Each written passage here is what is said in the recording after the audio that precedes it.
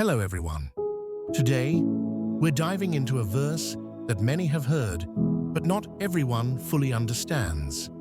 Matthew 18:20.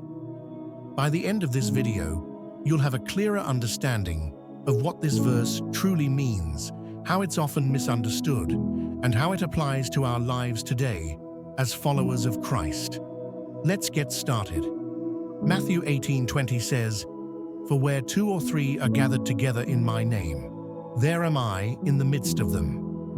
It's a beautiful verse, short, powerful, but also sometimes misunderstood.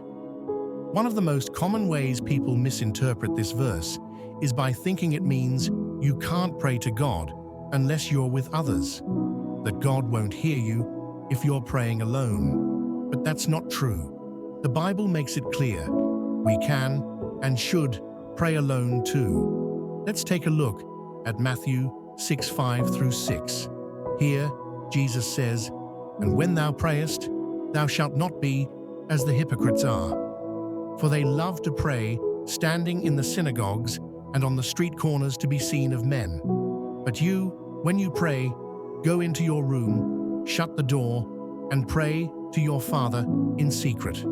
And your Father, who sees what is done in secret, will reward you." Here in this verse, Jesus is teaching us that God values private, sincere prayer, the kind that isn't for show, but comes from the heart. Now, does this mean group prayer is wrong? Of course not. Jesus himself prayed with others. The early church gathered in homes to pray and worship together. There's great power in united prayer. But here's the key. It's not about the number of people. It's about the heart behind the gathering. Are we coming together to truly seek God, or are we doing it for attention or status? So, let's go back to Matthew 18:20. To really understand this verse, we need to look at its context. Jesus is teaching his disciples how to handle sin within the church. He talks about confronting a brother or sister who has sinned, first one-on-one, then with a few others, and eventually, if necessary, before the whole church. Then he says, "Where two or three are gathered in my name, I am there with them." So this isn't just about prayer, it's about community, accountability, reconciliation.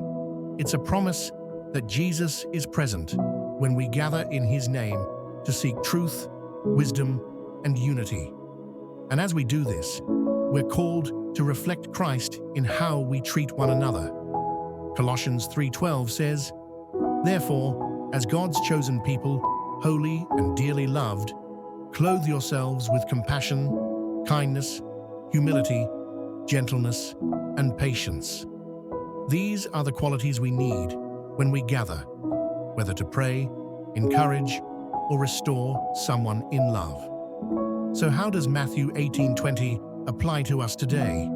It means that Jesus is present when a friend comes over and you pray together about something hard. Your small group meets to study the Word and lift each other up. You and someone else take steps to forgive and heal a broken relationship. Two believers unite to help someone reconnect with Christ. Even when just two or three gather, if it's in his name, he is there. So yes, pray when you're alone. God is there. And pray with others, sincerely, humbly, because Jesus promises he is there too.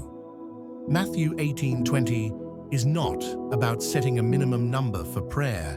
It's about the power of unity, purpose, and his presence when we come together in his name. Thanks for watching. I hope this helped bring clarity, encouragement, and a deeper understanding of God's Word. God bless you, and I'll see you in the next video.